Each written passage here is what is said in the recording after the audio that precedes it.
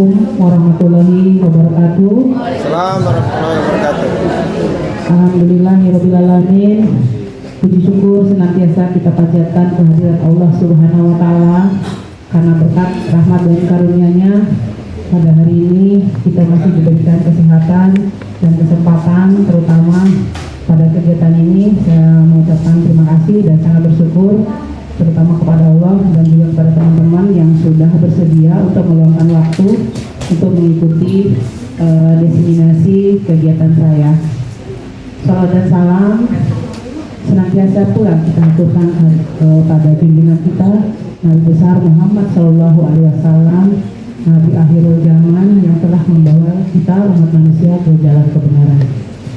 Bapak Ibu yang saya hormati, terutama Bapak Kepala Sekolah dan Bapak Ibu Wakasek yang telah memberikan kesempatan kepada saya untuk memberikan waktu untuk mendesimasikan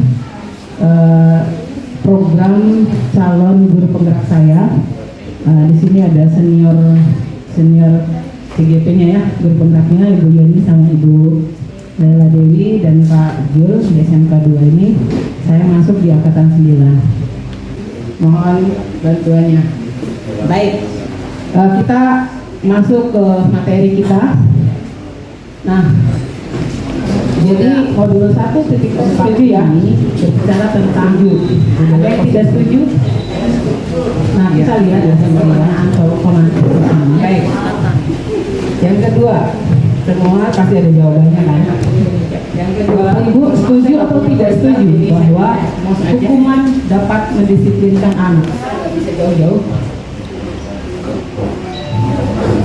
Belum sempat beli pointernya. Baik. Yang kedua, pemberian hukuman dengan hal positif seperti membaca atau membersihkan halaman sekolah dapat meningkatkan disiplin anak. Setuju ya? Bapak Ibu setuju ya? Ada yang tidak setuju? Setuju semua ya? Baik. Yang ketiga, memberi penghargaan dapat meningkatkan motivasi belajar anak. Setuju? Setuju ya? Ada yang tidak setuju? Tidak ada, semua setuju. Baik. Nah, selanjutnya, nah ini akan materi yang akan saya sampaikan itu ada 5 dan 6. Yang pertama disiplin positif dan nilai-nilai kebajikan universal. Yang kedua teori motivasi, hukuman dan penghargaan dan restitusi. Yang ketiga keyakinan kelas. Yang keempat kebutuhan dasar manusia dan dunia berkualitas. Yang kelima restitusi, 5 posisi kontrol, dan yang keenam segitiga restitusi. Nah, kita kembali pada disiplin pada materi pertama, yaitu disiplin positif dan kebijakan universal. Nah, sebelum menjawab pertanyaan tadi, coba kita lakukan simulasi Bapak Ibu. Ya, simulasi di antara teman bersawadapan.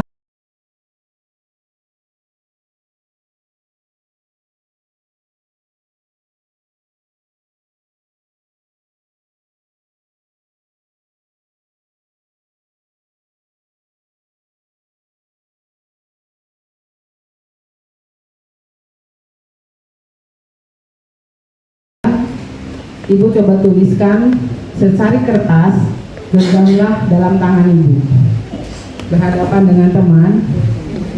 Kira-kira sesuatu yang melekatkan sebuah rahasia bagi Bapak Ibu. Ya, kita genggam. Coba suruh temannya buka. Ya, suruh temannya buka. Nah, kira-kira Bapak Ibu mau membuka atau tidak? Ya kan? Dengan temannya itu boleh dengan menggunakan segala macam bujukan dan sebagainya untuk membuka apa yang ada di dalam genggaman Ibu. Seperti itu.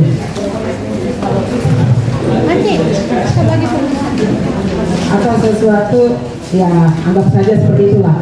Sesuatu rahasia yang Ibu pegang, sesuatu yang ingin Ibu jaga, Bapak Ibu jaga. Temannya ini apakah boleh membuka, mengetahui atau tidaknya? sesuatu yang dalam diri kita. Ya, ibu genggam, terus suruh temannya buka genggaman ibu dengan segala macam.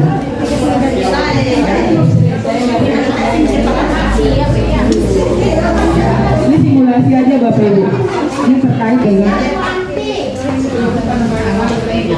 Apa saja yang kita mau tulis Bu ya? silakan. Ibu apa yang mau tulis silakan. Bukan sedikit Bu ya. Ya boleh pada teman. Nanti teman membuat bujukan atau apa sih isinya?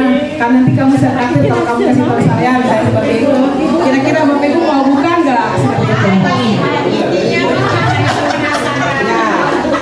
mungkin mereka penasaran dan saya sendiri.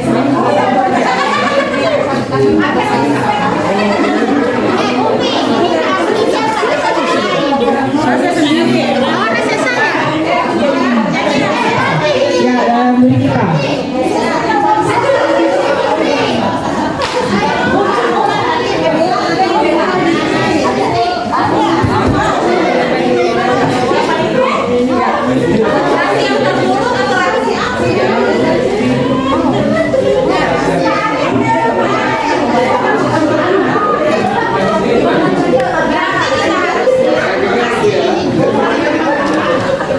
Baik.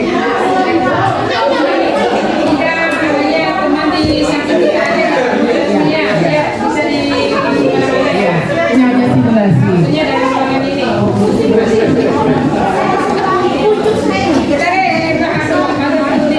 Adakah yang mau membuka atau adakah yang bertahan dengan tidak mau membuka?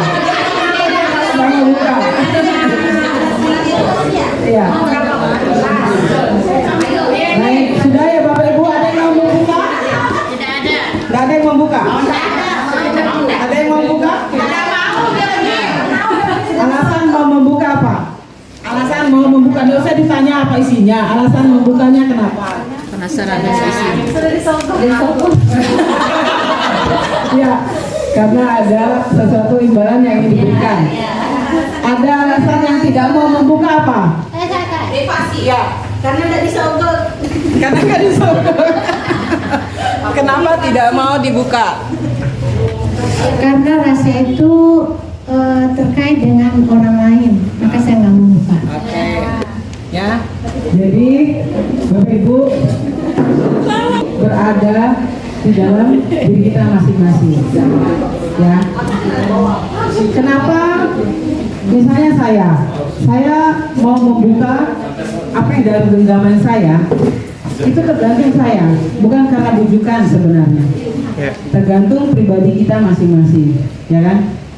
Nah, mungkin saya berpikir bahwa dengan membuka apa yang menjadi rahasia saya, mungkin saya akan merasa lega, atau mungkin saya akan merasa menemukan jalan keluar dari permasalahan saya, misalnya seperti itu.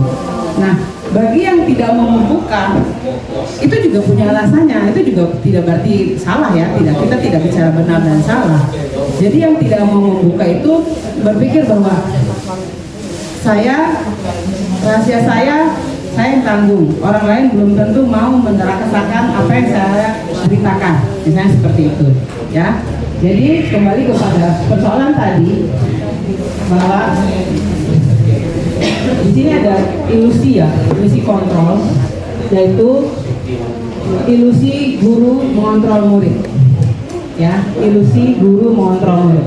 Jadi jangan kira bahwa kita di dalam kelas ini murid-murid patuh kepada kita dengan kita yang sikap otoriter misalnya, itu anak-anak mendengarkan kita, belum tentu, ya kan? Jadi anak-anak yang kalau kita merasa, oh saya bangga, saya sebagai guru, anak-anak saya nurut semua sama saya, karena dia tidak bergerak, bahkan tidak bersuara, bahkan dan sebagainya.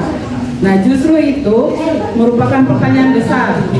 Anak-anak hanya takut dengan kita, tetapi otaknya mungkin kemana-mana jalannya, ya. Idealnya adalah sebuah kelas akan hidup apabila anak-anak itu mau bertanya, mau berdiskusi, dan mau mengungkapkan apa yang ada di dalam pikirannya. Masa seperti itu, ya.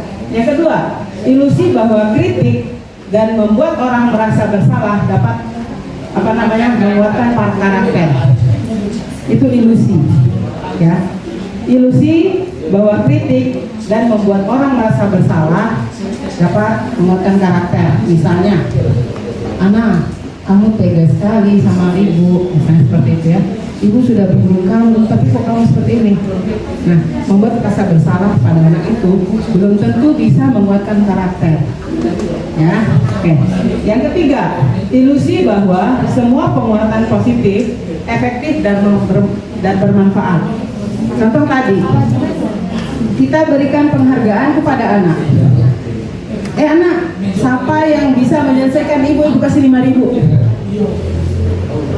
Jadi anak-anak ini akan mengerjakan itu hanya karena ingin mendapat 5.000 atau mendapatkan hadiah dari guru itu. Ya, jadi bukan saya bisa selesaikan dengan ini. Nah, seperti itu. Jadi itu juga merupakan hanya ilusi. Nah, yang berikut, ilusi bahwa orang dewasa memiliki hak untuk memaksa. Kamu tuh anak kecil, ikutin kata ibu. Nah, seperti itu. Ya, anak-anak orang tua yang memaksa anak kecil itu adalah ilusi. Jadi anak-anak sekarang ini punya daya nalar, imajinasi yang berbeda dengan kita. Dunianya sudah berbeda. Ya, itu ilusi. Baik. Selanjutnya. Nah, perubahan paradigma stimulus respon, teori kontrol atau teori pilihan. Siapa sesungguhnya yang memiliki kontrol? Stimulus respon. Kita mencoba mengubah orang agar berpandangan sama dengan kita. Ya, kita mau mencoba mengubah orang ini. Coba kamu pahami jalan pikiran saya, misalnya. Ya, seperti itu. Nah, itu kira-kira berhasil nggak? Nggak akan berhasil ya.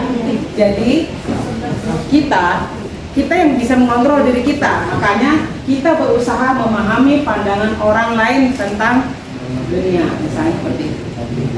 Jadi orang kan, misalnya ibu nih menganggap Bima nih kok gini ya, misalnya seperti itu. Saya kan enggak bu, Bima itu begini loh, seperti ini. Kan beda pandangan kita nih. Nah, kan otomatis akan terjadi pertentangan. Nah, dari diri kita coba memahami dari persepsinya ibu tuh bahwa Bima itu seperti ini. Oh ya, maka hidup akan terasa lebih indah ya. Seperti itu ya Bapak Ibu. Selanjutnya, perilaku buruk dilihat sebagai suatu kesalahan. Ya, itu teorinya, stimulusnya. Perilaku buruk dilihat sebagai suatu kesalahan. Nah, kita akan berpikir bahwa semua perilaku pasti memiliki tujuan. Termasuk contoh, seorang pencuri mengambil milik orang nih, milik orang, atau nggak usah jauh-jauh lah, seorang anak misalnya. Seorang anak di kelas, dia mengambil bekal temannya misalnya, itu pasti kita melihat dari sepintas bahwa itu adalah perilaku buruk, ya kan, perilaku buruk. Tetapi kita akan menggali lebih dalam kepada anak ini, kenapa dia ngambil bekal temannya. Misalnya kalau dia jawab, saya lapar bu, saya tidak punya uang untuk jajan, berarti dia mempertahankan kebutuhan dasarnya untuk makan. Tapi kalau jawabannya dia adalah saya senang bu, dia nangis misalnya, itu sudah berbentuk iseng, ya, kenakalan yang harus dibatasi. Baik, yang selanjutnya, orang lain bisa mengontrol saya, itu stimulusnya. Nah, teorinya adalah Anda tidak bisa mengontrol orang lain. Ya, orang lain bisa mengontrol saya nih. Itu kan berarti salah kan? Saya saja tidak bisa mengontrol orang lain. Bagaimana orang lain mau mengontrol saya? Berikut, pemaksaan ada pada saat rujukan gagal. Ya kan? Contoh kita di rumah. Anak kita kita suruh belajar misalnya. Belajar nak, nanti ibu kasih hadiah ini misalnya. Anak tetap nggak mau. Akhirnya kita menggunakan kekuasaan kita untuk memaksa. Belajar, kamu mau ngapain sih kalau besar seperti apa jadinya kalau tidak mau? Seperti itu pemaksaan. Ya, orang dewasa punya kekuasaan untuk memaksa. Nah, teori kontrolnya adalah kolaborasi dan konsensus menciptakan pilihan-pilihan baru. Jadi kita akan memberikan pemahaman kolaborasi dengan anak bahwa fungsi belajar, fungsi kamu tujuan hidup ke depan dan sebagainya itu memudahkan anak memahami tujuan hidupnya. Seperti itu ya. Model berpikir menang kalah. Nah, model berpikir menang kalah. Jadi Bapak Ibu, sebenarnya materi ini mungkin sudah sering disampaikan. Jadi hanya sekedar ini ya Bapak Ibu ya, saya bukan juga sok menggurui atau ini menyampaikan materi kepada Bapak Ibu.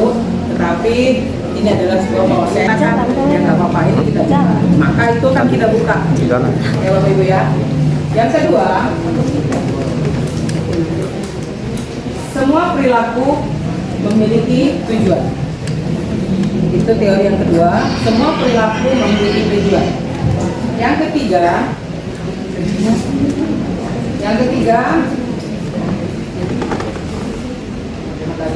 ya, model berpikir menang-menang.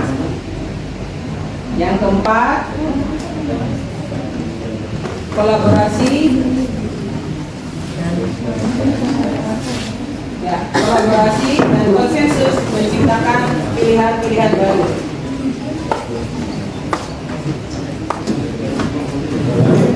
Dan yang kelima adalah realitas atau kebutuhan kita berbeda. Kita berusaha memahami pandangan orang lain tentang dunia. Setiap orang memiliki gambaran yang berbeda. Nah, saya ingin menggambarkan dari situ, dari yang pertama, teori yang pertama itu, teori yang pertama yaitu Anda tidak bisa mengontrol orang lain, hanya Anda yang bisa mengontrol diri Anda. Ini makna disiplin ya, hubungannya ke makna disiplin, yaitu belajar kontrol diri dengan menggali potensi kita agar tercapai tujuan mulia, yaitu sesuatu menjadi seseorang yang kita inginkan berdasarkan nilai-nilai yang kita hargai. Ya. Selanjutnya, untuk semua perilaku memiliki tujuan. Di sini ada teori motivasi. Ya, teori motivasi itu yang pertama, tujuan ya, dari tujuan itu dari motivasi dalam diri. Yang pertama, untuk menghindari hukuman, dan yang kedua, untuk mendapatkan imbalan, dan yang ketiga, untuk menghargai diri sendiri. Nah, kembali ke kasus pertama tadi, pertanyaan pemancing tadi, apakah hukuman bisa mendisiplinkan murid? Nah, seperti itu. Itu kembali ke motivasi tadi ya Bapak Ibu. Nah, dari dua teori ini, teori untuk menghindari hukuman dan untuk mendapatkan imbalan, itu masuk ke dalam motivasi Maknai makna disiplin tadi. Ya, sebaik-baiknya adalah disiplin yang berasal dari dalam diri kita. Ya. Nah, kalau disiplin itu sudah terbentuk dalam diri kita, maka akan muncul nilai-nilai kebajikan universal. Nilai-nilai kebajikan universal. Nanti kita akan bahas apa itu nilai-nilai kebajikan universal. Nah, dari nilai-nilai kebajikan universal itu, sebagainya itu saya nggak bisa baca. Ya, ada 5 posisi kontrol. 5 posisi kontrol di situ. Ya, 5 posisi kontrol. Yang pertama sebagai penghukum. Yang kedua, pembuat rasa bersalah. Yang ketiga, sebagai teman. Yang keempat, sebagai pemantau. Dan yang kelima, sebagai manajer. Menghindari hukuman. Nah, sementara untuk menjadi teman atau pemantau, maka kita ingin melakukan sesuatu karena ingin mendapatkan imbalan. Nah, sementara sebagai manajer yaitu untuk menghargai diri sendiri.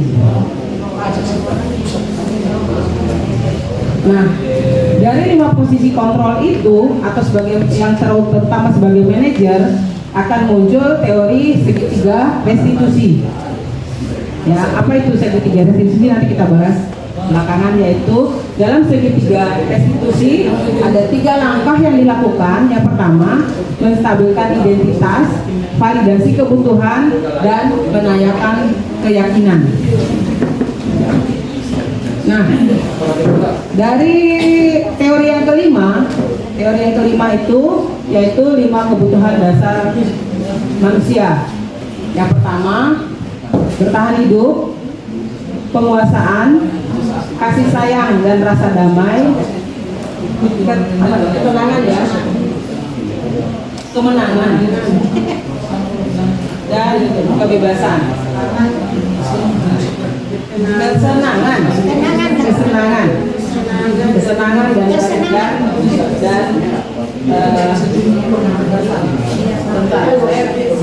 jadi ininya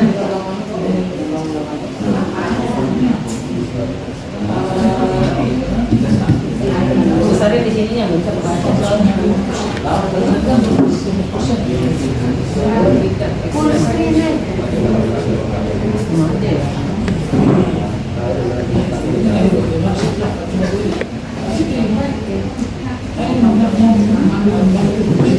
sifat universal dan lintas bahasa, suku bangsa, agama maupun latar belakang.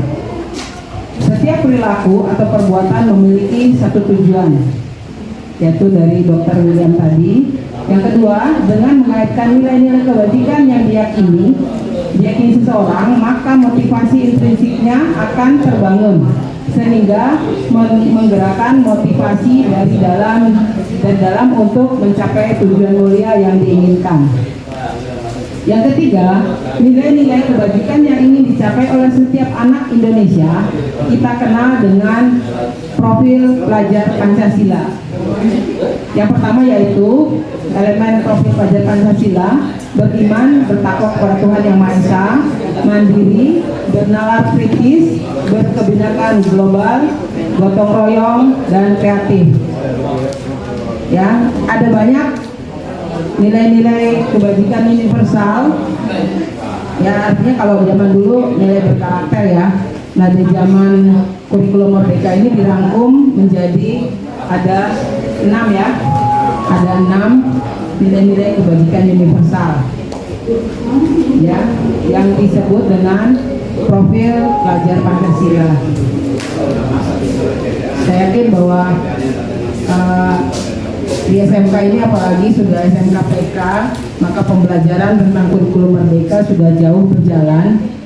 Karena saya sendiri, mohon maaf, sudah sangat ketinggalan materi tentang kejuruan ini ya Bapak Ibu, karena sudah 5 tahun lebih saya tidak berkecimpung di SMK. Jadi mungkin pengetahuan saya tentang SMK masih agak kurang. Nah, kita masuk ke materi yang kedua, yaitu teori motivasi, hukuman dan penghargaan, serta restitusi. Nah, teori motivasi perilaku manusia. Yang pertama tadi sudah kita sempat bahas juga, yaitu untuk menghindari ketidaknyamanan atau hukuman. Apa yang akan terjadi apabila saya tidak melakukannya? Itu masuk ke motivasi eksternal ya. Yang kedua, untuk mendapatkan imbalan dari orang lain atau institusi. Apa yang akan saya dapatkan apabila saya melakukannya? Nah, ini juga banyak ya terjadi di dalam diri kita. Sering ya kita akui bahwa kita bekerja itu kadang-kadang mikir wanita ya Bapak Ibu ya, apa yang saya dapatkan apabila saya mengerjakan ini, misalnya seperti itu memang ya normal bahwa kita semua manusia memiliki kebutuhan. Yang ketiga, untuk menghargai diri sendiri. Saya akan menjadi orang yang seperti apa bila saya melakukannya.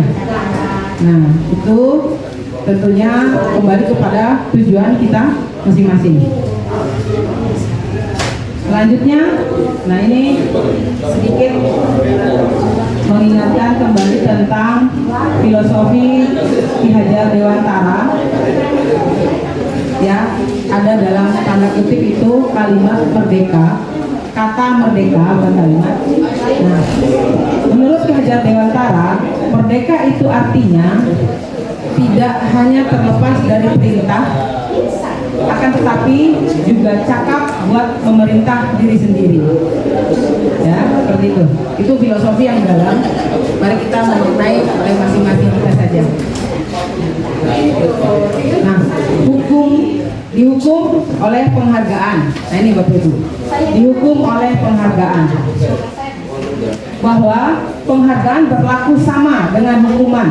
Dalam arti meminta atau membujuk seseorang melakukan sesuatu untuk memenuhi suatu tujuan tertentu dari orang yang memerintah atau membujuk, dorongannya eksternal dan akan ada faktor ketergantungan.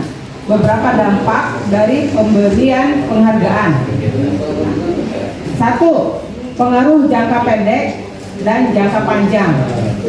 Penghargaan itu menghukum, Bapak Ibu ya. Ternyata penghargaan itu menghukum. Penghargaan mengurangi ketepatan.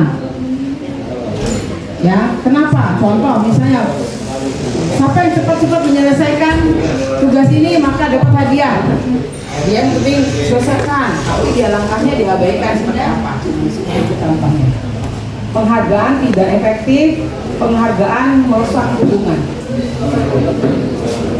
Bapak Ibu bisa menerima nggak dengan kata bahwa penghargaan merusak hubungan?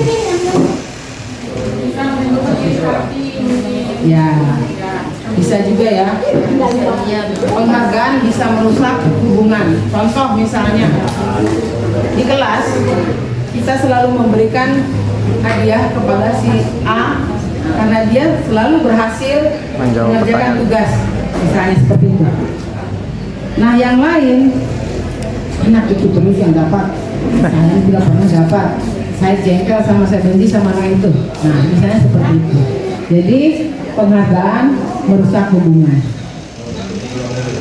Nah, dihukum oleh penghargaan. Ya, lanjutin ya, lanjutan. Penghargaan menurunkan kualitas. Penghargaan mematikan kreativitas dan penghargaan mengurangi motivasi intrinsik dari dalam diri anak. Bentuk program kebajikan atau apresiasi, contohnya adalah dalam memberikan apresiasi atau pengakuan perlu diingat beberapa hal. Beri pengakuan secara khusus, beri pengakuan secara pribadi, beri pengakuan kepada semua murid bergantian, beri pengakuan secara konsisten, fokus pada proses. Ya, seperti itu. Contoh pengakuan atau apresiasi kebajikan. Misalnya pembukanya, kemarin saya perhatikan. Nah, di sini nilai empati, nilai kebajikannya adalah rasa empati besar sekali. Situasinya pada saat menolong murid baru di kelas. Jadi dimulai dari kata kemarin saya perhatikan rasa empatimu besar sekali pada saat menolong murid di kelas. Jadi kalimatnya runut ya. Jadi jangan sampai ada kalimat yang tertinggal sehingga anak-anak itu dia bingung apa sih yang membuat saya dihargai. Oke. Saya menghargai kepedulianmu pada saat kamu membantu teman-temanmu di tugas kelompok. Terima kasih untuk rasa tanggung jawabmu pada saat kamu memungut kertas-kertas yang saya tahu. Itu contoh. Baik. Nah, sekarang kita lihat. Bapak Ibu, tindakan guru nih, contoh tindakan guru. Mencatat 100 kali ya di dalam buku dengan kalimat saya tidak akan terlambat lagi karena terlambat ke sekolah. Menurut Ibu, Bapak Ibu, ini hukuman atau Konsekuensi. Konsekuensi. Ya, konsekuensi ya. Ya. Mencatat 100 kali di dalam buku dengan tertulis kalimatnya, saya tidak akan terlambat lagi kepada anak yang terlambat. Itu hukuman atau konsekuensi? Hukuman ya. Baik. Maka adalah hukuman. Lari Yang kedua. lapangan basket. Lari mengelilingi lapangan basket 2 kali karena terlambat hadir di sekolah. Konsekuensi. Itu hukuman atau konsekuensi? Hukuman. Konsekuensi. Ya, hukuman ya. Kenapa dia berbentuk hukuman? Karena tidak sesuai dengan kesalahannya ya. Saya anak datang terlambat nih di gerbang itu biasanya ayo push up, benar ya? Itu memerlukan hukuman. Kita sering lakukan itu, atau lari keliling lapangan. Dulu saya lakukan juga. Bahkan yang saya lakukan itu parah. Satu terlambat, satu kelompok kena hukum. Merayap posisi ya, merayap di lapangan. Baik. Murid diminta untuk push up 15 kali karena tidak menggunakan masker di sekolah. Hukuman atau konsekuensi? Ya, hukuman ya Bapak Ibu. Nah. Menggantikan kertas tugas teman yang telah dicoret-coret. Ya, itu adalah Konsekuensi. konsekuensi. Membersihkan tumpahan air di meja tulis karena tersenggol pada saat belajar. Konsekuensi. Ya, hukuman atau konsekuensi? Konsekuensi. Konsekuensi ya. Murid disuruh untuk tidak mengenakan sepatu seharian di sekolah karena tidak menggunakan sepatu hitam. Hukuman. Hukuman ya. Ya, bagi sekolah-sekolah tertentu yang menerapkan seragam dari atas sampai ke bawah, atau kita ganti kalimatnya, menyuruh anak tidak mengenakan baju seragam, tidak menggunakan baju. Contoh ini kalau baju, bagi anak-anak yang tidak membawa baju praktek misalnya seperti itu, kan nggak mungkin di kelas. Maka itu adalah hukuman. Nah yang terakhir, lari mengelilingi lapangan basket 2 kali karena terlambat 10 menit untuk pelajaran PJK. Ini hukuman atau konsekuensi? Ya Bapak Ibu. Tadi kan lari di atas nih, lari mengelilingi lapangan basket 2 kali karena terlambat hadir. Itu hukuman. Yang di bawah ini lari mengelilingi juga lapangan basket 2 kali karena terlambat 10 menit untuk persiapan pelajaran PJK. Ini apa Bapak Ibu? Konsekuensi atau hukuman?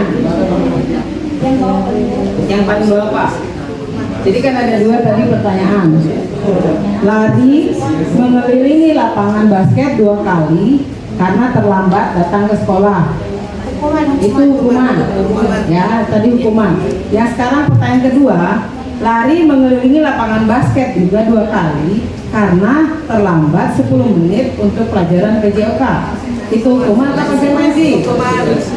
Ya, jawabannya adalah konsekuensi. Kenapa konsekuensi? Karena memang pelajaran olahraga. Yang lain temannya sudah pemanasan lari keliling lapangan, dia baru datang, sehingga dia lari sendiri. Seperti itu ya, jadi konsekuensi lari sendirinya. Baik. Selanjutnya, perbedaan hukuman dan konsekuensi. Jadi hukuman itu sesuatu yang menyakitkan, harus terjadi. Ya. Sementara kalau konsekuensi adalah sesuatu yang harus terjadi karena kita sudah tahu bahwa kalau saya berbuat ini, salah ini akibatnya bahwa saya harus melakukan ini. Seperti itu. Yang kedua, membuat anak sakit fisik maupun hati untuk jangka waktu lama kalau hukuman.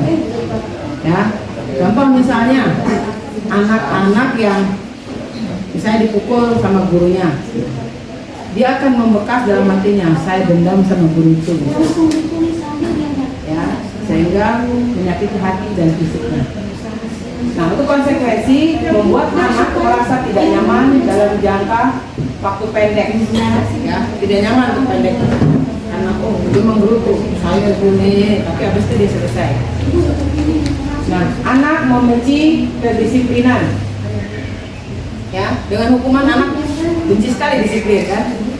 Tapi kalau untuk konsekuensi, anak menghargai disiplin. Terus, hukuman bersifat paksaan. Kalau konsekuensi, stimulus atau dan tanggapan. Hukuman mendorong anak menyakiti diri sendiri. Kalau konsekuensi, mendorong anak agar mudah menyesuaikan diri. Hukuman memiliki konsep diri yang buruk. Nah, konsekuensi adalah konsep diri yang baik. Ini maksudnya adalah kalau dihukum itu anak merasa dirinya buruk ya, karena saya berbuat salah. Hukuman membuat anak belajar untuk menyembunyikan kesalahan. Ya, menyembunyikan kesalahan. Sementara kalau konsekuensi, anak belajar untuk mematuhi aturan. Yang berikut, hukuman membuat marah, rasa bersalah, dipermalukan, tidak merasa tidak dihargai.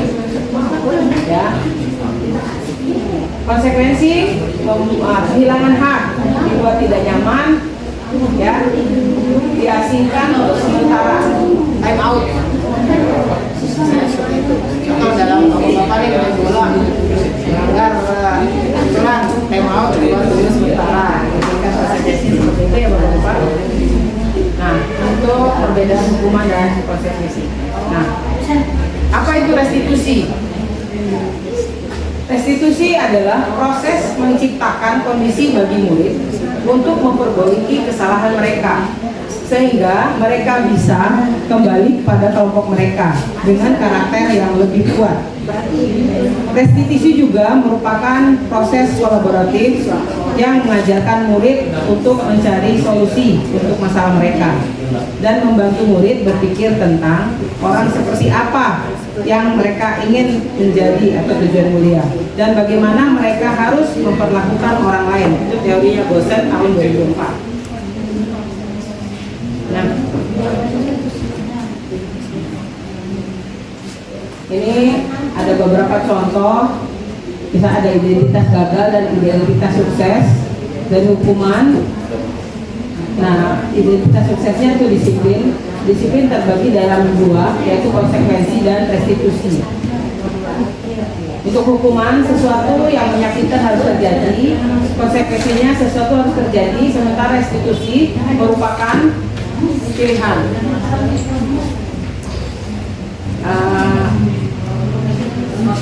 Waktu Dewi disampaikan juga ya, teman-teman sudah tahu ya tentang restitusi. Jadi dalam level apa namanya disiplin itu, yang pertama hukuman, kita mengarah ke konsekuensi. Dari konsekuensi itu akan masuk kepada kesepakatan.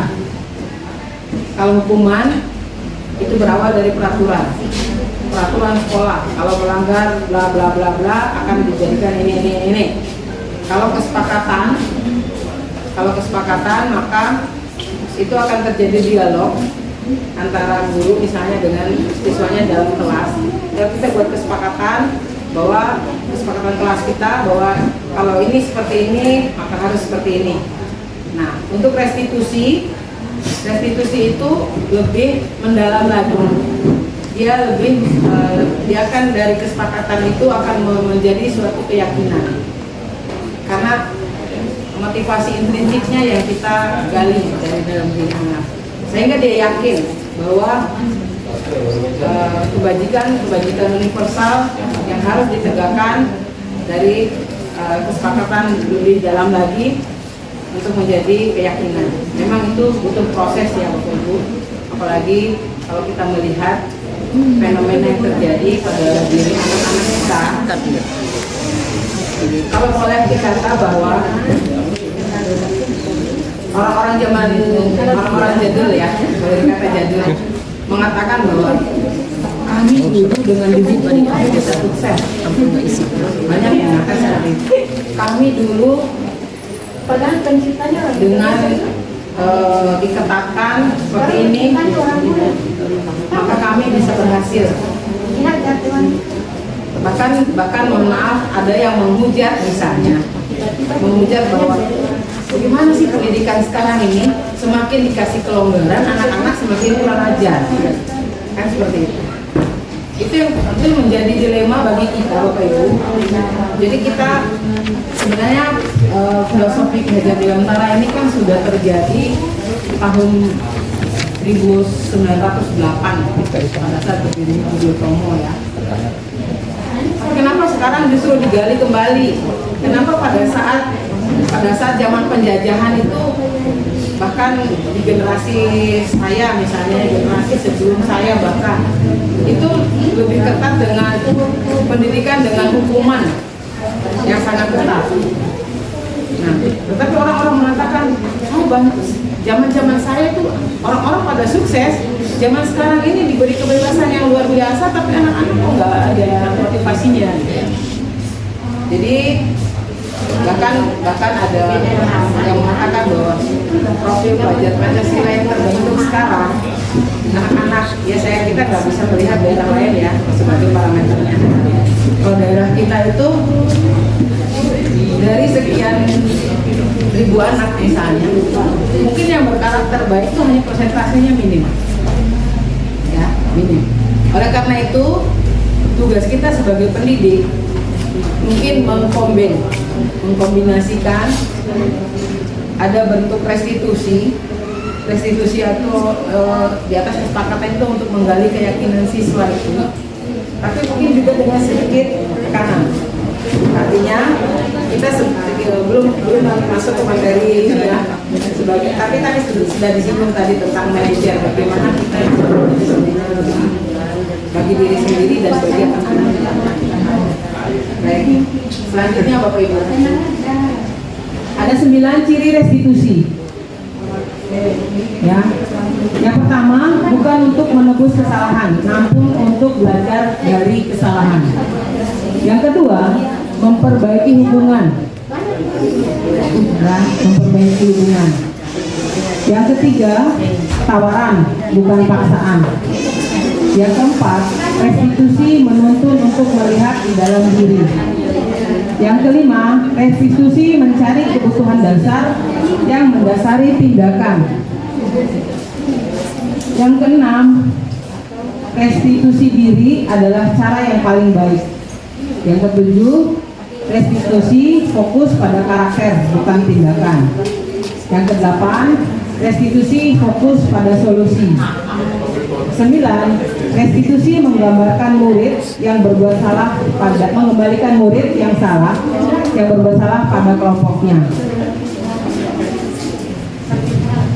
Contoh, sering sekali sekarang ini terjadi Bapak Ibu. Ya ini yang saya alami ya, saya nggak tahu Bapak Ibu alami apa enggak. Siswa kita ini tidur dalam kelas. Ya, tidur dalam kelas. Ini masalahnya apa? Kenapa pagi-pagi sudah tidur gitu kan? Saya coba telusuri, saya bukan anak-anak. Ayo kita cerita, saya buat telusuri. Ya, ajak dulu cerita kemana-mana nih. Mereka mau sekali. Yang semalam tidur kalian jam berapa? Iya, cerita. Ya, kita mau ngobrol, kita mau posisi diri kita sebagai teman. Ya, dalam posisi kontrol tadi, kita mau posisikan diri sebagai teman. Kalian tidur jam berapa? Kemarin tidur jam 1, jam 2, jam 3. Di apa saja dikerjakan? Apa nggak ngantuk gitu? Laki itu ada bola marun jam 7 malam. Kenapa tidur sampai jam 7? Tidur dari kapan? Pulang sekolah ada marun lalu katanya. Pulang sekolah langsung tidur dan bangun jam 7 malam. Terus emang tidak dibangunkan sama orang tuanya? Padahal gue sama bibi. Nah, ini posisi kontrol orang tua juga penting ya di sini. Jadi namanya sudah bangun jam 7, otomatis nggak ngantuk lagi kan. Nah terus apa yang kamu kerjakan? Apaan nih ibu katanya? Paling doang, game, nonton TikTok.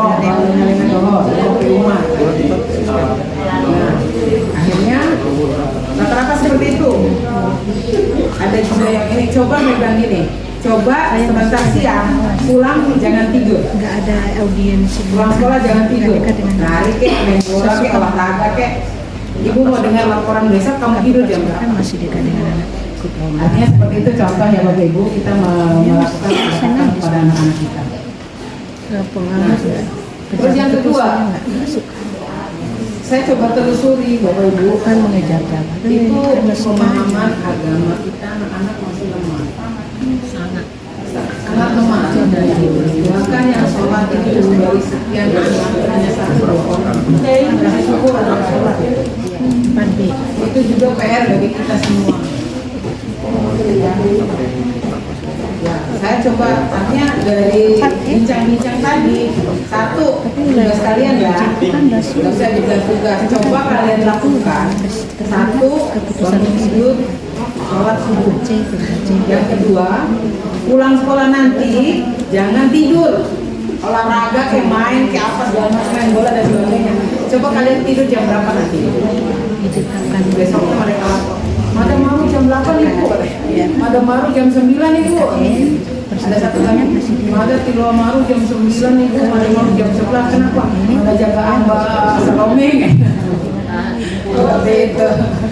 Jadi nggak apa-apa, yang penting itu kan kamu masih bisa kontrol, saya bilang gitu. Yang penting jangan lewat dari jam 11. Sehingga besok pagi bangun, kan banyak juga Bu. Sekarang anak-anak tuh WA itu asal aja. Ibu izin Bu, saya terlambat bangun, udah masuk sekolah. Bu izin Bu, lupa cuci baju.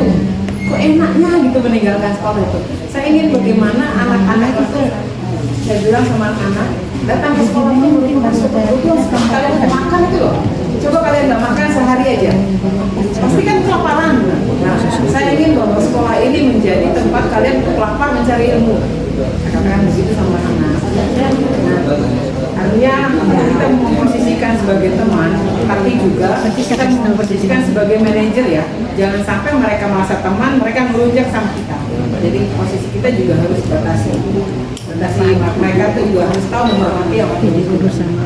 Nah, saya yakin Bapak Ibu paham bagaimana kami itu. Yang ketiga tentang keyakinan kelas.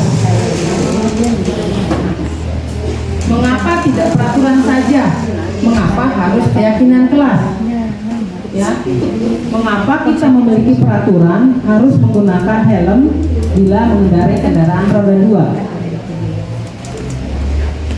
Ya, mengapa kita memiliki peraturan 3M menggunakan masker, mencuci tangan dan menjaga jarak 1,5 meter?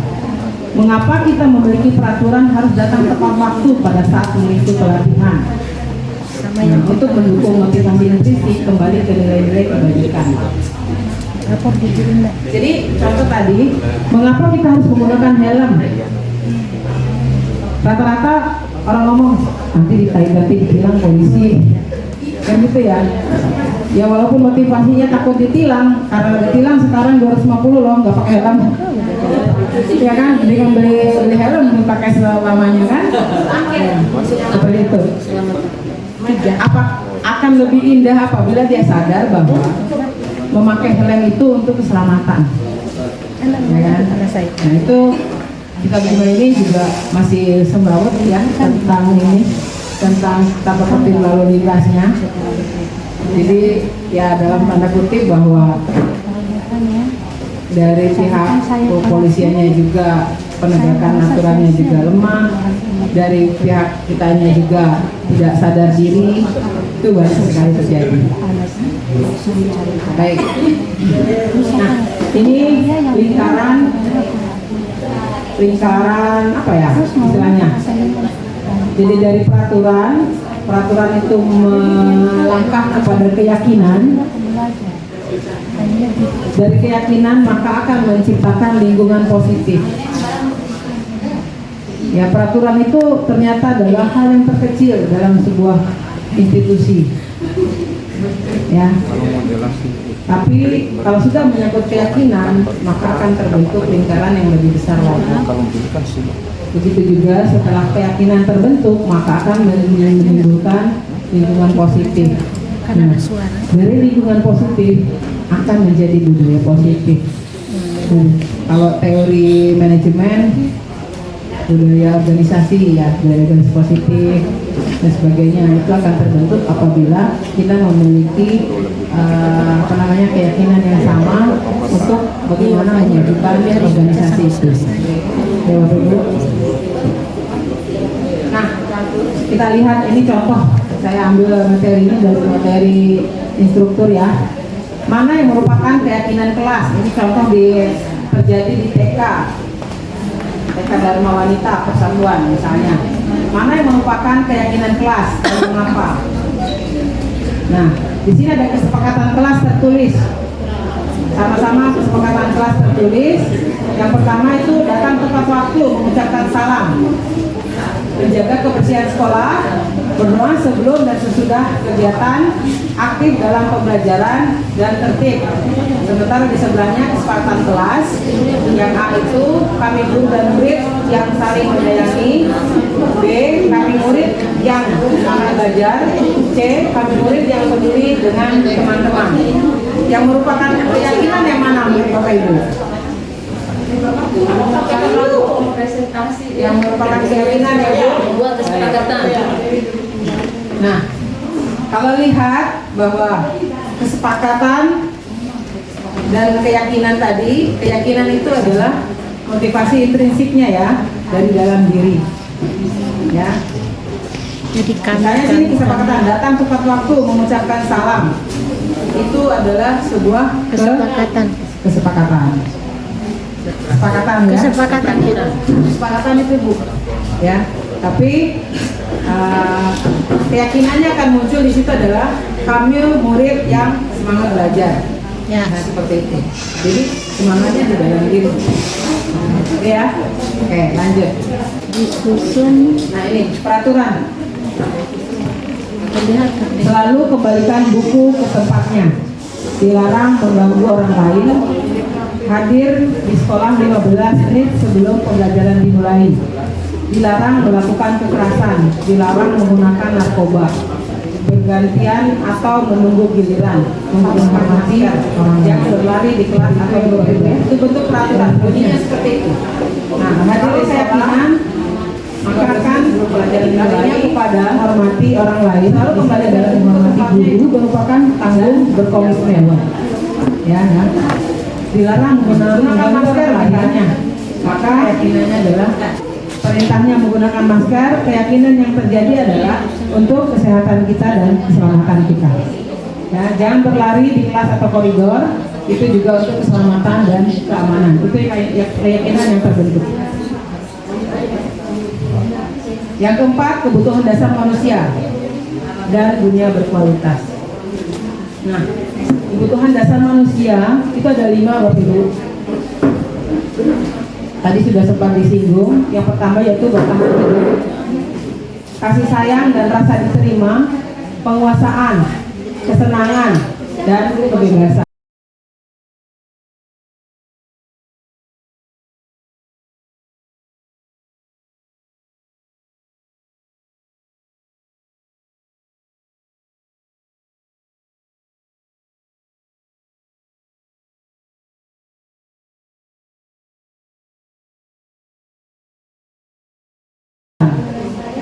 Contoh nih Bapak Ibu. Contoh. Ada seorang anak TK, dia lari-lari ke jalan. Terus dia dikejarlah oleh gurunya.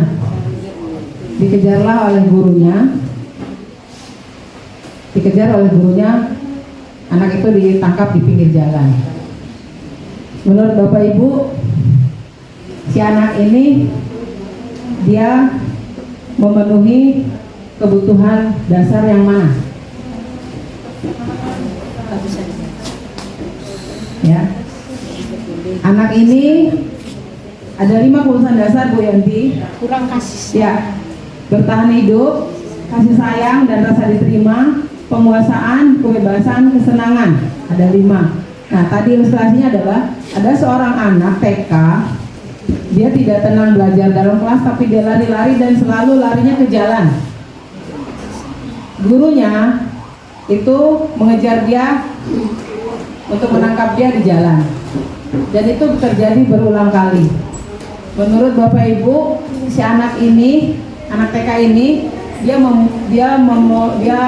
membutuhkan kebutuhan dasarnya yang mana sehingga dia melakukan itu berulang kali. Kedua, Ya, kebebasan dan kesenangan. ya, kebebasan dan kesenangan ya, Ya. bisa tergantung dari anaknya. Mungkin dia senang lari-lari ke jalan, ya kan? Dia senang dikejar-kejar ibu gurunya, ya kan? Nah, kalau kebebasan bisa juga ya, nggak mau belajar, nggak bisa. Bisa juga Bu, butuh kasih sayang Bu. Oh, Bisa iya, juga, ya kan? Nah, contoh seperti itu ya, itu kebutuhan dasar manusia. Ini hanya teoritis. Saya pikir Bapak Ibu sudah tahu kebutuhan bertahan hidup, kasih sayang, penguasaan, kebebasan, kesenangan. Nah, teoritis aja ini, ya. Baik. Yang kelima, posisi kontrol. 5 posisi kontrol. Nah, 5 posisi kontrol tadi yang sudah kita sebut. Yang pertama sebagai penghukum, pembuat orang merasa bersalah, sebagai teman, sebagai pemantau, dan sebagai manajer. Ya, identitas gagal untuk kontrol dari luar, yaitu menghukum, membuat orang merasa bersalah. Nah, kalau untuk identitas berhasil atau sukses, walaupun kontrol dari luar, itu sebagai teman dan pemantau. Kalau kita memposisikan diri sebagai teman, anak-anak mungkin merasa dekat. Nah, tetapi anak-anak menjadi ketergantungan pada kita. Kalau kita nggak ada, anak-anak tidak mau berbuat apa-apa, atau berganti guru saja, dia juga tidak mau merespon guru yang baru. Itu banyak juga terjadi. Ya. Nah, identitas berhasil kalau yang sangat berhasil apabila ada kontrol diri, yaitu sebagai manajer. Nah, guru berbuat, contohnya di sini ada penghukum itu menghardik, menunjuk-nunjuk, menyakiti, menyindir, membuat orang merasa bersalah, berceramah dan mengatakan seharusnya kamu begini, kecewa sama kamu, nah seperti itu ya. Nah, kalau sebagai teman yang membuatkan alasan-alasan untuk muridnya, sebagai pemantau, menghitung dan mengukur. Nah, kalau sebagai manajer mengajukan pertanyaan-pertanyaan dan seterusnya ya Bapak Ibu. Nah, ini ada pertanyaan. Ada pertanyaan Bapak Ibu. Saya kecewa sekali dengan kamu. Ibu guru ini ngomong, saya kecewa sekali dengan kamu. Maka posisi kontrolnya apa nih Bapak Ibu? Membuat rasa bersalah. Baik, dia membuat orang merasa bersalah. Kamu tidak pernah benar melakukannya. Nah, posisi kontrolnya apa? Kalau kalimat itu kita keluarkan, kamu ini tidak pernah benar kalau kerja itu. Saya pikir. Posisi apa? Ya, sebagai penghukum. Ayo nak, lakukan demi bapak dan ibu. Sebagai teman ya. Man. Apakah kamu mau mendapatkan stiker bintang hari ini? Itu banyak terjadi ya. Sekarang kemarin itu pendidikan di SD, anak-anak diberikan bintang kalau dia mendapatkan nilai yang bagus, seperti itu ya. Nah, posisi kontrolnya adalah sebagai pemantau. Bagaimana kamu bisa menyelesaikan masalah ini? Nah, ini kalau posisi seperti itu, pertanyaan seperti itu, posisi kita sebagai apa Bapak Ibu? Maka kita sebagai manajer. Kamu selalu yang paling terakhir. Kalau kalimat itu sebagai penghukum. Ya, itu Bapak Ibu. Itu kalimat-kalimat seperti itu, maka akan menentukan posisi. Yang keenam, segitiga restitusi. Nah, dalam segitiga restitusi ada 3 langkah yang kita lakukan. Yang pertama, menstabilkan identitas. Yang kedua, validasi kebutuhan. Dan yang ketiga, menanyakan keyakinan.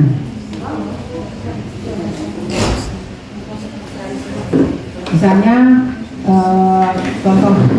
contoh dalam kasus menstabilkan identitas, ya, guru berkata, berbuat salah itu biasa nak, kita juga pernah bersalah, gitu ya. Tergantung sekarang kamu menyadari kesalahan kamu apa, dan bagaimana kamu tahu bagaimana menyelesaikan masalah tersebut. Nah, itu artinya menstabilkan identitas.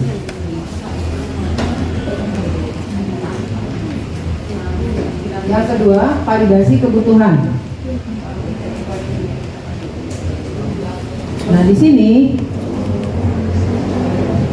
misalnya guru berkata, kamu bisa saja kan melakukan hal yang lebih buruk, tapi kamu tidak melakukannya kan? Kamu pasti punya alasan mengapa melakukannya. Apa yang terpenting bagi kamu? Kamu boleh berusaha menjaga sikap itu. Ya, seperti itu ya. Nah, yang ketiga yaitu menanyakan keyakinan. Apa nilai yang kita percaya di kelas atau sekolah kita? Nilai-nilai universal apa yang telah kita sepakati? Menanyakan keyakinan yang terjadi. Saya contohkan begini Bapak Ibu. Misalnya ada anak yang sering tidur di kelas. Ini saya ambil kasus anak yang tersinggung, karena ini saya sering banyak sekali kita dapatkan. Kita tanya, kenapa kamu tidur terus nak di kelas? Nah, seperti itu. Ada yang tanya, kita panggil dulu. Karena otomatis kalau dengan tidur, dia tidur di kelas, banyak tugas yang tidak selesai kan? Kita tanya, nah kamu tahu kenapa dipanggil ibu? Dan seperti itu. Itu menstabilkan identitas ya. Artinya dia menyadari dulu salahnya dia apa. Mungkin saya kemarin tidur bu. Ya, jadi ibu lihat kamu sering tidur di kelas ibu. Kelihatan kamu tidak bersemangat. Misalnya seperti itu. Kira-kira kenapa ya kamu selalu tidak bersemangat dan selalu tidur, misalnya seperti itu. Terus anak misalnya menjawab, ya bu, ada tidur malam itu tidak bisa tidur, tidurnya jam 1, jam 2. Kenapa kamu tidur jam begitu nak? Misalnya kita tanya, kita sebagai teman dulu, teman game selalu diajak teman main game bu adikku tolak, misalnya seperti itu ya. Misalnya, oh adik tolak, jadi saya main bu, katanya gitu. Oh gitu ya. Sekarang coba kita tanya seperti itu. Ya baik nak ya. Jadi kamu tahu kan kalau ini berbuat salah, misalnya kalau tidur di kelas itu salah, terus tidak mengerjakan tugas juga salah. Nah berarti di sini misalnya seperti itu. Apa namanya, keyakinan apa yang kamu lewati di sini, kamu langgar di sini? Saya tidak bertanggung jawab bu, misalnya seperti itu. Nah, kita tanya, kita baik ibu, baik nak, misalnya. Kamu sudah sadar kan bahwa kamu tidak bertanggung jawab baik kepada dirimu sendiri, kepada orang tuamu, kan gitu. Nah, jadi semua orang pernah melakukan kesalahan, misalnya. Semua orang pernah melakukan kesalahan. Sekarang kamu sadar nggak bahwa kamu salah? Iya bu, saya sadar bu. Mau nggak kamu perbaiki? Iya bu, saya bisa misalnya.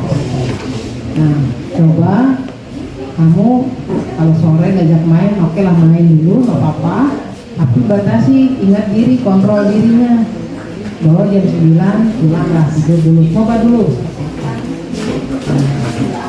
Itu insya Allah saya akan lebih bertanggung jawab lagi ke depannya.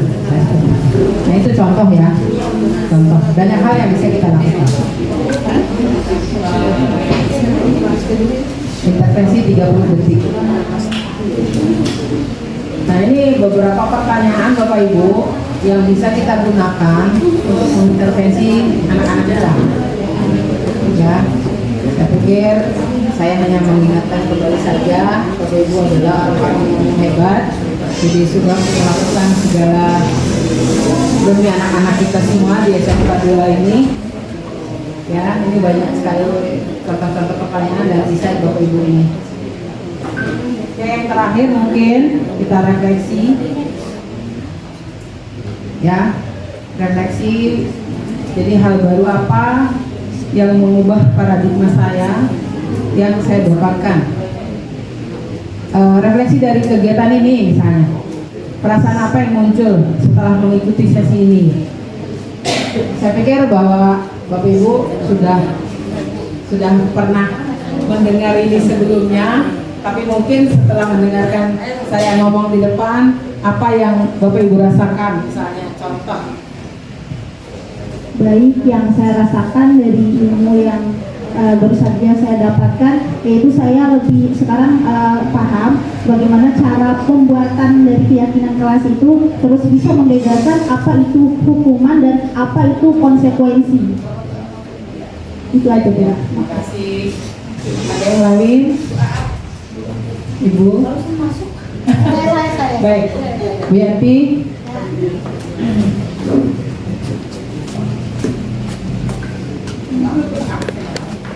Terima kasih Bu atas kesempatannya.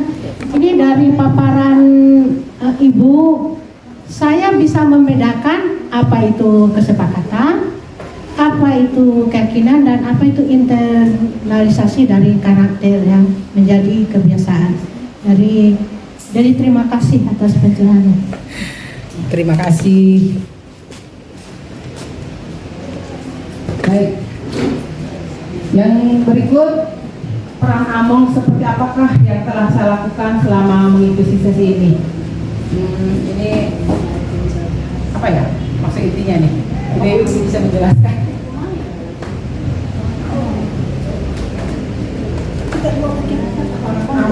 Among itu kata mengayomi, ya. Jadi peran guru sebagai pengayom, mungkin seperti itu maksudnya Ibu. Nah, selama sesi ini ya.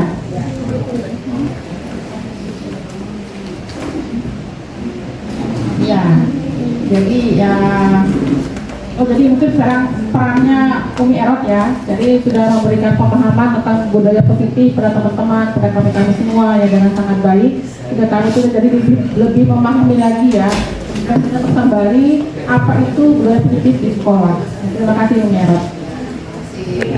Terakhir, saya akan menjadi Among seperti apa setelah mengikuti sesi ini?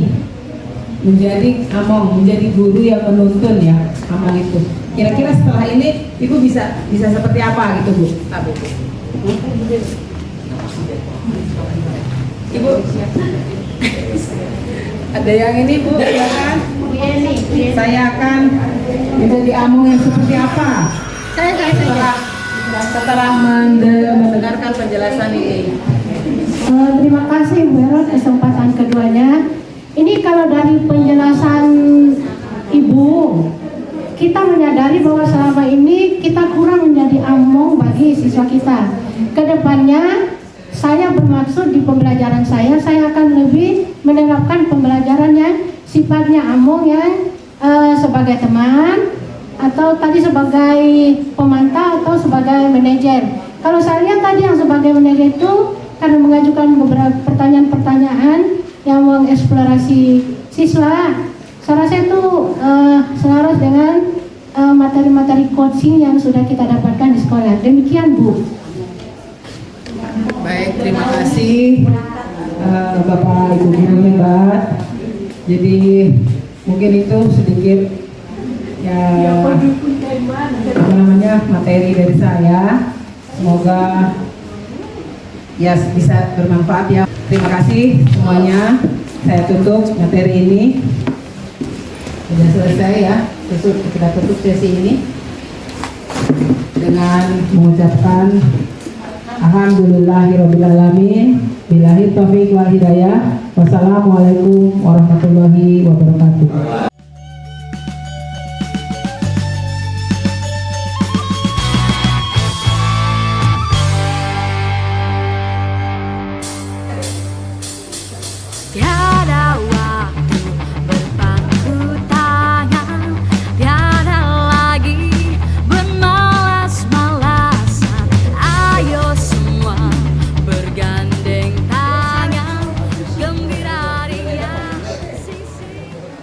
Bismillahirrahmanirrahim. Assalamualaikum warahmatullahi wabarakatuh. Waalaikumsalam warahmatullahi wabarakatuh. Gimana kabar anak-anak? Baik. Sehat semua ya? Ya. Baik, alhamdulillah. Mari kita senantiasa bersyukur kehadirat Allah Subhanahu wa taala karena kita masih diberikan kesehatan dan kesempatan oleh Allah untuk menjalani tugas-tugas kita, baik ibu sebagai guru maupun kalian sebagai murid. Ya, salawat dan salam juga senantiasa kita haturkan kepada junjungan kita Nabi besar Muhammad SAW yang telah membawa kita umat manusia ini berada di dalam dunia Islam. Baik, kita sedikit mau menggali kesepakatan kelas kita. Oh, bukan ya? Ya, Bu. Pernah dibuat sama guru yang lain? Pernah. Pernah ya? Kesepakatan? Belum. Pernah kan? Ini terkait dengan disiplin kelas kita ya. Ya, Bu. Disiplin kelas kita. Jadi disiplin itu ada macam-macam motivasinya. Ya, Bu. Ya, ada anak yang disiplin itu yang takut karena hukuman. Ada nggak? Ada ya. Misalnya kalian datang pagi-pagi ke sekolah, kan tidak ada hukuman. Ya. Tapi kalau terlambat datang ke sekolah, ada hukumannya. Apa contohnya hukumannya? Usap, lari keliling lapangan. Keliling lapangan. Ya. Hukumannya ya. Ya. Nah, itu merupakan salah satu disiplin yang motivasinya takut karena hukuman. Ya. Tapi ada juga guru yang suka, ayo besok yang datang yang paling pagi ibu kasih hadiah uang 5.000 misalnya seperti itu. Ya. Selain itu, Cuma kata ibu. Tidak ada. Bukan ada macam. Jadi disiplin itu bisa datang karena imbalan, Ya. kan? Imbalan atau hadiah. Nah, sekarang ada juga disiplin yang berasal dari dalam diri kita. Ya, saya memang ke sekolah memang harus datang ke sekolah bukan karena ingin dapat hadiah atau takut hukuman, ya. Ya. Seperti itu. Nah sekarang Dalam ibu ingin kalian menuliskan dua peraturan yang ada di sekolah ini. yang harus dipatuhi. Ya, ada dua peraturan masing-masing, jangan sama ya, boleh beda-beda. Apa saja yang kalian ingat tentang peraturan di sekolah ini yang kalian harus patuhi? Ya. Ingat ya, apa saja nih terserah.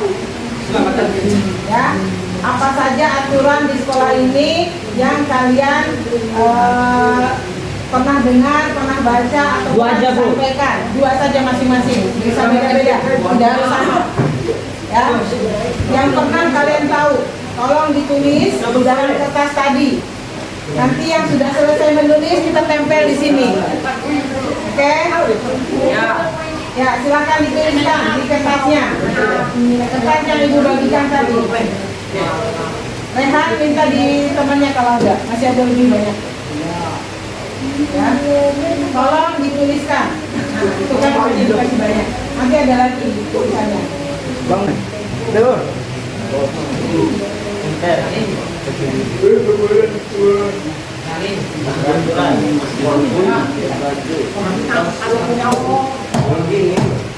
Oke. Ya, yang lain silakan.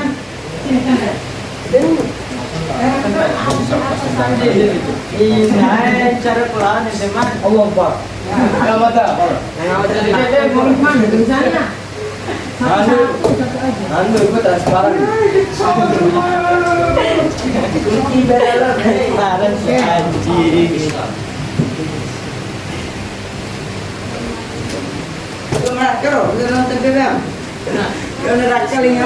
Ya, oke. Peraturan sekolah per kelas yang ada yang kalian ingat, ya, yang kalian ingat di sini. Ada yang menulis di sini datang pukul 7.15, pakai baju siswa dengan hari yang ditentukan. Oke, itu peraturan ya. Yang kedua, jangan merokok Anjas. buang sampah sembarangan. Ya. Ketiga, memasukkan baju. Ya. Memasukkan baju ke dalam celana. Cukur rapi rambut. Ya. Terus yang berikut, disiplin. Tidak boleh datang terlambat. Ya. Yang berikut, yang pertama tadi poin yang kita ambil, datang. Tidak boleh datang terlambat, berarti datang kita singkat ya, datang tepat waktu ya. Kedua, jangan membawa HP. Membawa HP, jangan pakai sandal. Jangan pernah tinggalkan sekolah. Jangan jadi kameramen. Datang sekolah tepat waktu. Kalau jangan pernah tinggalkan sekolah, kan nggak pernah pulang dong. Goblok. Oke, lanjut. Rambut pendek, tidak boleh bertengkar. Ini ada beberapa poin yang Abu ambil. Enggak boleh bertengkar. Buang sampah ya, Ya. tadi ya. Buang sampah. Di tempatnya ya. Tempatnya. Itu yang malas nonton. Rambut rapi ya. Rambut rapi tadi. Apalagi tadi? Jangan bawa HP.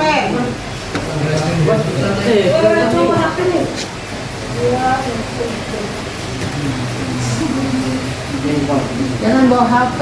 Terus apalagi? Jangan pakai sendal. Jangan pakai sendal. Yang berikut,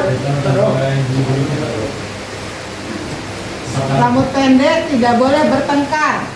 Berarti tidak boleh bertengkar itu apa? Jangan berkelahi ya. Iya. Jangan berkelahi. Terus disiplin, tidak boleh tidur di kelas. Ayo, itu si jalan muda deh gue. Tidur di kelas. Mematuhi aturan sekolah, tidak boleh bolos. Tidak boleh bolos. Terus tidak boleh merokok. Nah ini dia, tidak boleh merokok. Alay. Tidak boleh membuang sampah sembarangan. Alay. Tidak boleh Jangan buang sampah sembarangan. Jadi orang yang taat beribadah. Tidak boleh merokok. Taat beribadah ya. Ya. Taat beribadah. Tidak boleh merokok, tidak boleh mengeluarkan baju. Tidak boleh mengeluarkan baju itu rapi ya.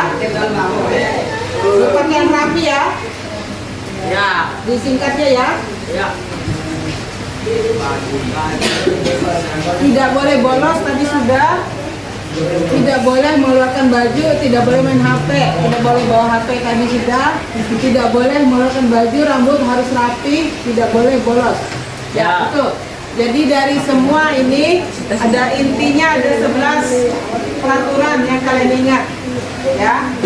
Dan pastinya masih banyak peraturan lain. Ya kan? Masih banyak peraturan lainnya. Nah, sekarang kira-kira menurut kalian peraturan ini coba hentikan dulu ke komputernya, fokus ke sini. Fokus ke sini. Nah, dari peraturan ini kira-kira kalau melanggar ada sanksinya enggak? Ada sanksi ya. Nah, kalau yang sudah melanggar terus kena sanksi, marah enggak kalian? Jengkel enggak kalian? Jengkel ya. Nah, terus kalau sudah ditegur, terus dia kena marah, kalian jengkel, besok ulang lagi enggak? Ya, masih ada yang ulang lagi ya? Nah, baik. Jadi gini, supaya disiplin atau peraturan sekolah ini tidak menjadi beban pada kalian, maka kita akan buatkan kesepakatan Ya, kesepakatan. Artinya apa yang kalian inginkan itu kalian tuliskan. Ya. Misalnya contoh, datang tepat waktu. Tidak boleh datang tepat waktu, tidak boleh terlambat dan sebagainya. Maka kesepakatannya kita boleh tuliskan sama, yaitu kita sepakat untuk datang tepat waktu. Ya. Harus. Ya kan, Tidak boleh sepakat. harus. Tidak Nah. boleh tidak harus. Kalau kesepakatan berarti ada konsekuensi, bukan hukuman. Ya. Konsekuensinya. Konsekuensinya apa? Misalnya datang tepat waktu. Tepat waktu. Nah, kita sepakati konsekuensi dari datang yang tidak datang tepat waktu apa?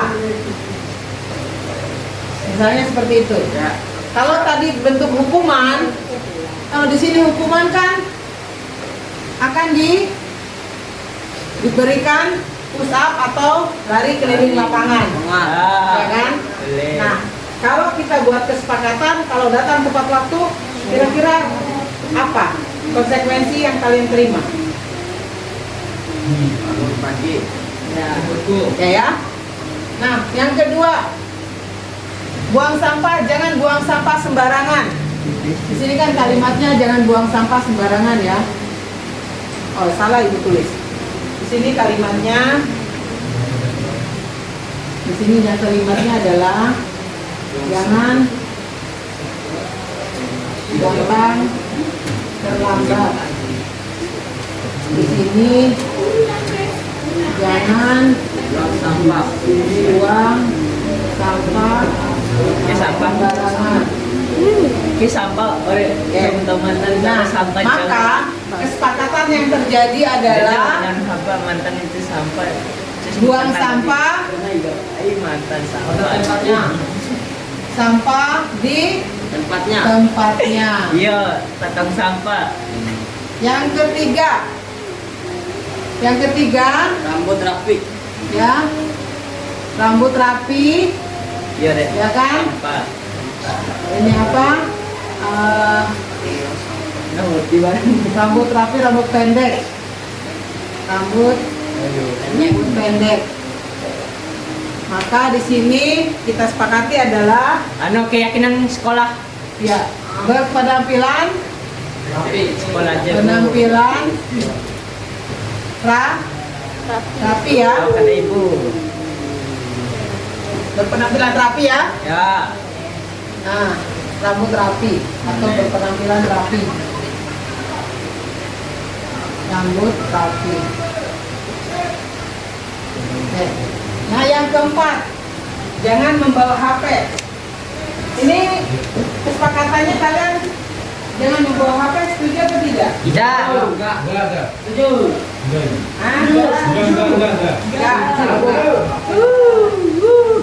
Berarti kesepakatannya kita buat adalah boleh membawa HP, Tapi jangan dimainin. ya, dengan catatan boleh, ya, sesuai instruksi dari guru, Guru ya. ya, boleh membawa HP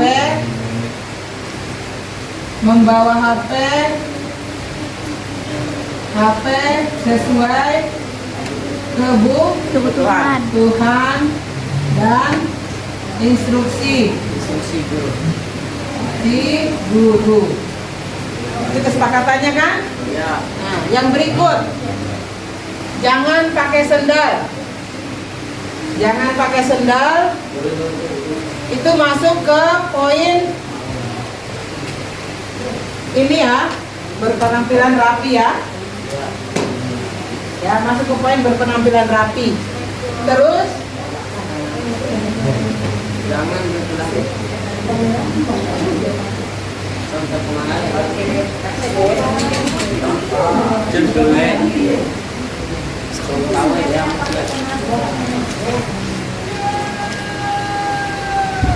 rapi. Dama. US buat.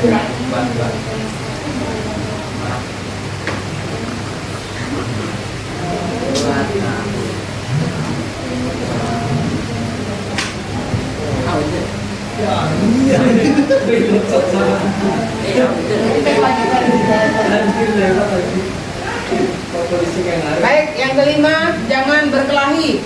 Ya tuh. Itu jangan berkelahi kalau kesepakatannya apa? Kalimat kesepakatannya apa kalau jangan berkelahi? akan Saling di sekolah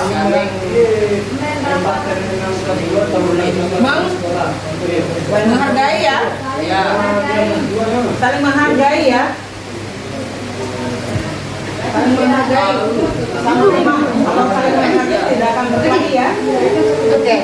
Yang berikut, tidak boleh tidur di kelas, tidak boleh bolos, tidak boleh merokok. Ya, tentang itu juga. Tetap ya. Tidak boleh tidur di kelas. Tidak boleh tidur di kelas. Kita ganti dengan kalimat kesepakatannya. Semangat ya. Ya. Semangat. Kalau tidur tidak bersemangat berarti ya. Bersemangat. Semangat di sekolah atau kelas. Nah, tidak boleh bolos. Sama ya, semangat. Tidak boleh merokok. Sama.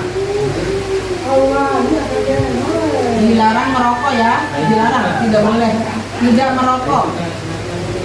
Tidak merokok. Terus taat beribadah. Wajib sholat. Taat beribadah. Taat. 9. Berpakaian rapi. Sudah ya? Sudah. Berpakaian di sini berkemeja rapi. Berarti ada 8 poin. Ya. Dari 8 poin ini akan membentuk 8 poin kesepakatan ini akan membentuk keyakinan kelas. Ya, keyakinan sekolah atau keyakinan kelas. Keyakinan itu sendiri berasal dari dalam diri kita. Ya, berasal dari dalam diri kita. Nah, kalau datang tepat waktu, keyakinan yang terbentuk apa? Ya, keyakinan yang terbentuk adalah 1.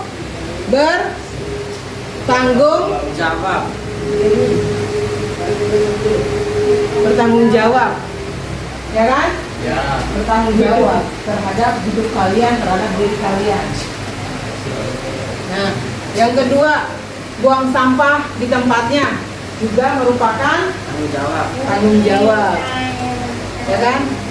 Berpenampilan rapi. Berpenampilan rapi di sini dari rambut, dari pakaian, dari apa segala macam. Itu masuk ke poin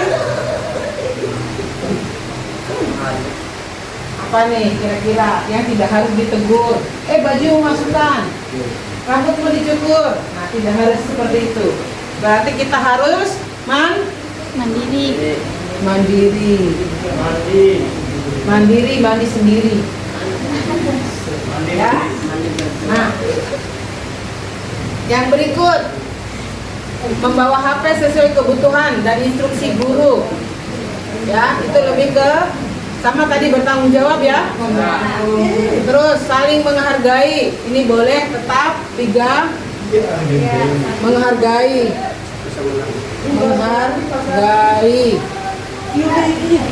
Ya, menghargai atau menghargai itu ya. Menghargai guru dan teman ya. Semangat di sekolah, semangat lebih juga kepada tanggung jawab ya. Tidak merokok, taat beribadah. Tidak merokok, larinya ke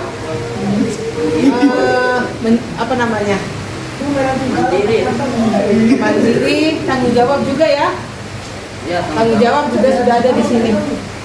Nah, taat beribadah otomatis kita berakhlak mulia ya. Iya. Berakhlak mulia. Berakhlak mulia. Nah, dari pembahasan ini kira-kira bisa muncul nggak dalam diri kita?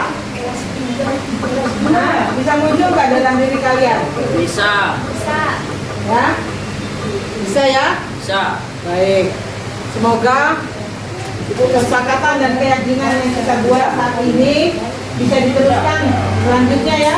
Ya. Kita akan menjadi pribadi yang lebih baik lagi, menjadi anak-anak yang lebih bersemangat lagi.